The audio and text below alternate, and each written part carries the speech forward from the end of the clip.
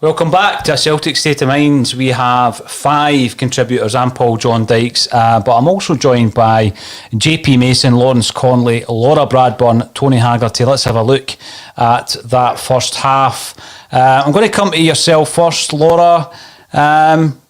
Positives from Celtic? Could you find any positives? What was standing out for you? I think certainly in the early part of the match, and to be honest, throughout, there was a few players that turned up for this match that didn't turn up for the one previous. Eddie's one that sticks out, certainly has been one of the ones that kind of seems up for it today, which is good. That's the only really thing that I can say, to be honest. Well, I mean, Edward, what I noticed from him, there's a wee bit of echo coming in here, so I'm going to double check that at this end. But Anthony Haggerty, give me your take on that first half. Where do you start? Seriously, where do you start? What's McGregor doing, given the official decision to make? So don't be surprised that he gets sent off. You know, whether you can argue the talking about the second booking, but he's given a decision to make, the official decision, and he's sent him off. And I don't know what Ayer's doing for the second goal. You take that smack in the face. A defender that ducks from the ball, and then, you know, once it beats him, you've got a hologram in goal. Have you not? I don't know what's going on there with Bain. How does Bain get beat like that? That he's near post. But Ayer's contribution for that second goal is abysmal, utterly abysmal. And I'll be blown out by comments that I say about Ayer. I know what I'm watching, and he's not a defender, and he's proved it today. When we're looking at the goals, I was very critical of John Joe Kenny before we came online. There seems to be a bit of echo. I'm going to drop his out to see where it's coming from, if you bear with me just for a second. And I can still hear it, so it's no Lawrence. Still, it might be coming from yourself, Laura, because that's killed the echo. There was a wee bit of echo coming in. I've been a big... I've been very critical of John Joe Kenny, and maybe because of that, it was fresh in my mind, and I was taking notes. And you know, when you're looking at the fact that he's allowing the cross to come in first and foremost, and then Scott Brown gets absolutely skint, for the second goal. Yes, Bain gets criticised, Ayer ducks out of it, but it's collective, and this is a frustration. I mean, where do you start, JP? I mean, I see nothing at all from Kenny. Another thing I noted was that we've been talking about the lack of width all season.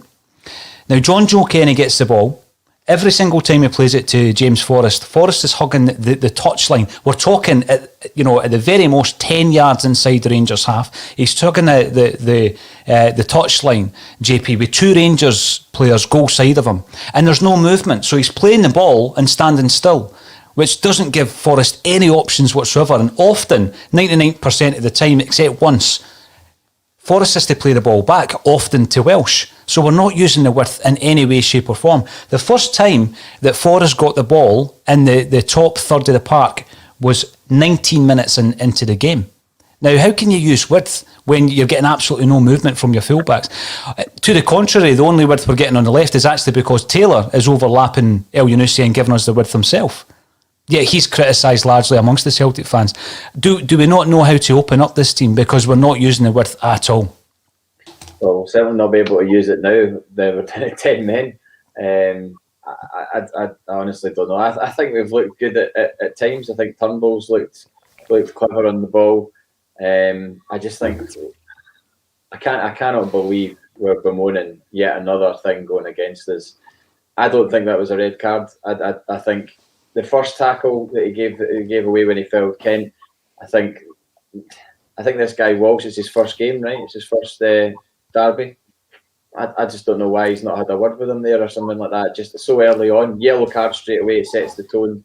So now you're looking for yellow cards all the time now for tackles. This game could end up, if going by the way that he's refereed it, it could end up like 9 apiece or 8 apiece, because you want consistency, and I tell me there's not going to be tackles like that in the second half. Listen, I don't think it'll be 9 apiece. We've seen 2 elbows to the heads with no attempt to play the ball. Yeah. only one of them merited a yellow card. It's violent conduct. The first one's not dissimilar to what Josel got sent off for, only Josel was in possession of the ball. Simpson's just come up, collecting Eddie with his elbow. Yeah, and then there's Morello goes in with his elbow, no chance to play the ball. Elbow to the body. So, Morello's no yellow card there. Why not? He's not trying to play the ball, he's elbowed the player. Simpson, it's got to be a red card, isn't it? Elbow at the head. Now, it's interesting. I'm going to bring Laura back in because I don't want her sitting on the sidelines. I'm going to bring her back in and hopefully we won't get any echo this time round. Laura, sounding better now. Are you still with us? I think. Brilliant.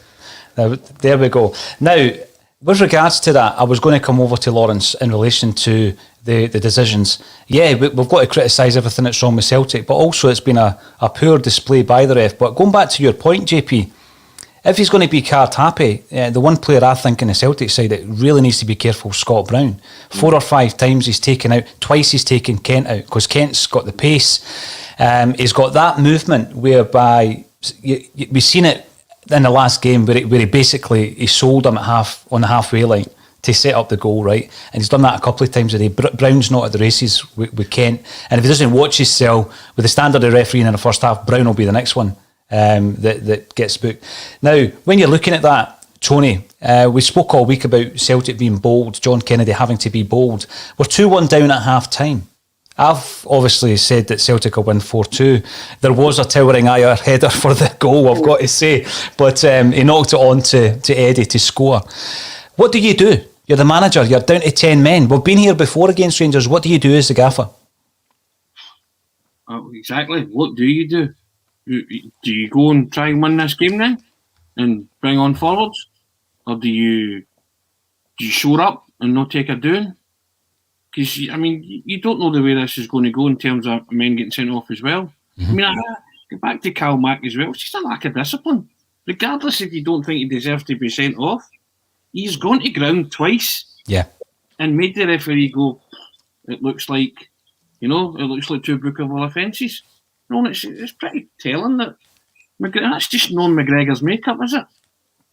I've never seen Callum McGregor do that twice in succession in as many minutes. It's a bit reckless. He likes a tackle, granted, but I don't know. I just think it's a lack of discipline from. I think with the Kamara one, he was just trying to block it. I think he was anticipating either a shot or a cross, and he kind of slides in, but he slides in late to block it and takes Kamara out. Yeah, I get that, JP, and I just see when you give referees decisions to make, don't be surprised if it doesn't go your way. Exactly, Tony. He's given him that option. Yeah, right. It's the official's first Rangers Celtic clash. So he wants to be assertive, authoritative, and show that he's in control. I don't really blame him for sending him off. You can't argue that it's not a second yellow card, right? When you see it again in slow-mo, but he's just. If you're Nick Walsh, you're seeing Callum McGregor in your mind get in recklessly twice, and that's what you stop. I don't think it's the complaining that it's not a red card. It's the lack of balance, isn't it? How can you see an elbow at the head? Yeah, and there's only a yellow card. It's violent conduct. So if you're going to be harsh on a tackle, you should be harsh on that. I take that. Morello's elbow. He's not even had a word with him. No intent to play the ball, just elbow the player. You go, well, how can you be lenient there but harsh there? You've got to kind of be consistent, haven't you? That's what we're looking for. And I think McGregor, I think you're right, Tony. You can't go to ground, especially so soon after. You've got to think, what am I doing here? Well, you know yourself. You get a book and you go and get through this next 5 minutes. Watch what I'm doing. Just calm this down. It's basics, you're right, isn't it? It's just basic. Just calm it down. I need to watch what I'm doing. Even say to somebody else in midfield, listen, I'm going to push on a bit. Going to watch at the back. I've just picked up a card. I just need to calm it down a bit. Something you can't be diving in. It's a reckless challenge, and the big thing is there's huge amounts of comments coming through. Celtic fans very frustrated. It feels as though we have been most of the season. 2,600 2,600 of you tuning in live. Laura Bradburn, I've not given you much opportunities to chip in here. There is a sense of deja vu. Celtic, their own worst enemy. You know, going back to the Callum McGregor incident, give them a decision to make. It's been made. And then at the other end, when McGregor's called into action, he is pulling off save after save after save, defying the age of him. Now, Laura, I've asked Tony the question, what do you do as a gaffer? We know that John Kennedy plays it safe. That's what he does. He plays it safe with his lineups, with his game plan. What do you do in a scenario like that? You're down to 10 men. By the way, I don't think Scott Brown's had a great first half. It's not an opportunity for me to give him a kick in. I think he's been ran ragged, and if he's not careful, he'll be the first one in the book in the second half. What changes do you make in terms of personnel and the shape, Laura? Well, I'm just looking at the bench because I was thinking I wasn't entirely sure exactly what the bench was, and I'm looking there and I'm struggling to see anybody that comes, that comes off the bench and makes a huge difference. I think, potentially Johnston, just because we haven't used him a lot this season, maybe Gerrard won't know what to do with him. Christie can always, on occasion lash one into the net from miles out, but more often than not blast it over the bar. They're the only two that I think come on and make a huge difference. We've not been making a huge volume of chances that I think Griffiths would make a huge difference. So, yeah, I sympathise with John Kennedy in this sense, because I think you are sitting at half-time scratching your head as to what to do, especially because, as you say, we're down to 10 men. I think there's a lot of people would rather we just don't get doing from this point. But I personally, I think we should go all out, whatever that means, to try and, we can't really lose anything at this point any more than we already are, so I would just go for it by putting on an attacking option like Johnston.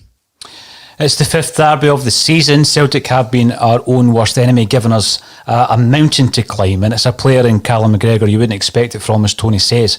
Let's go back to the action in the second half, and let's hope, as Laura says, we don't get a doing. Thanks everybody for joining us once again on A Celtic State of Mind.